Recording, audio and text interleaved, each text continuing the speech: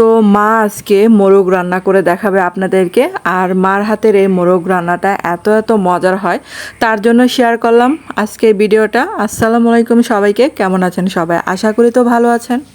আর এই ভিডিওটা না টেনে শেষ পর্যন্ত দেখতে থাকুন। আর আমার চ্যানেলে যদি নতুন হয়ে থাকেন, চ্যানেলটাকে সাবস্ক্রাইব করে পাশে থাকার অনুরোধ রইল।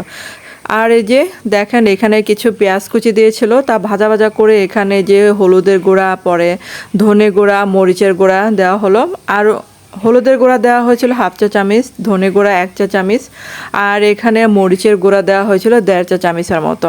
তারপরে যে আর এখানে 2টা মাঝারি সাইজের মোরগ নেওয়া হয়েছিল। তারপরে যে মশলাটা যখন কষানো হলো, তখন এই যে মাংসগুলো দেওয়া হলো এখানে।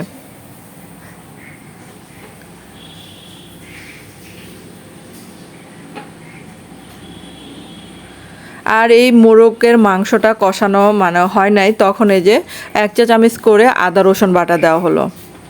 তো এটা আপনারা শুরুতেও দিতে পারেন, তো মারে দেখি সবসময় মাংস যখন দেওয়া হয় তখন দিয়ে দেয়।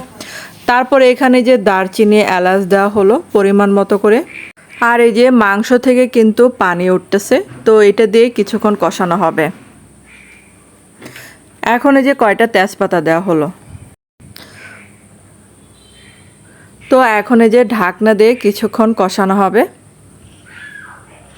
তো ঢাকনা খুলে কিছুক্ষণ পর পর একটু নাড়াচাড়া করতে হবে, যাতে নিচে লেগে না যায়।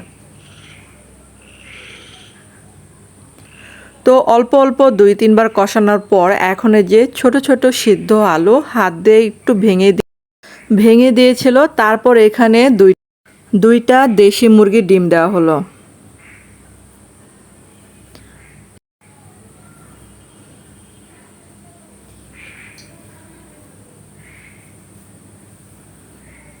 এখন এই যে অল্প পরিমাণে পানি দেওয়া হলো, আর এই পানি দিয়ে আরও কয়েক মিনিট কষানো হবে।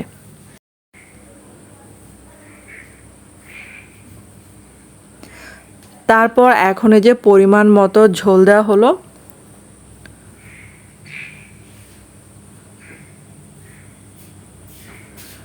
তো ঝোল দেওয়ার পর এখন এই যে 1/2 চা চামচ দিল গরম মশলা বাটা, আর 1/2 চা চামচ দেওয়া হয়েছিল জিরা বাটা।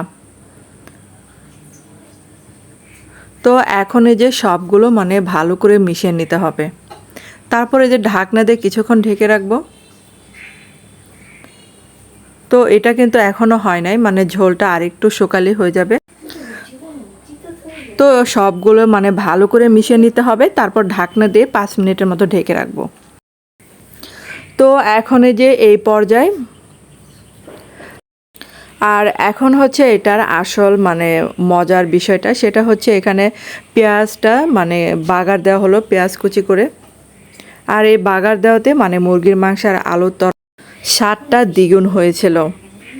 তো এভাবে যারা খান না, একবার হলেও বানিয়ে খেতে পারেন, অনেক অনেক মজার হয়েছিল এই রান্নাটা। তো ভিডিওটা কেমন হলো অবশ্যই কমেন্ট করে জানাবেন।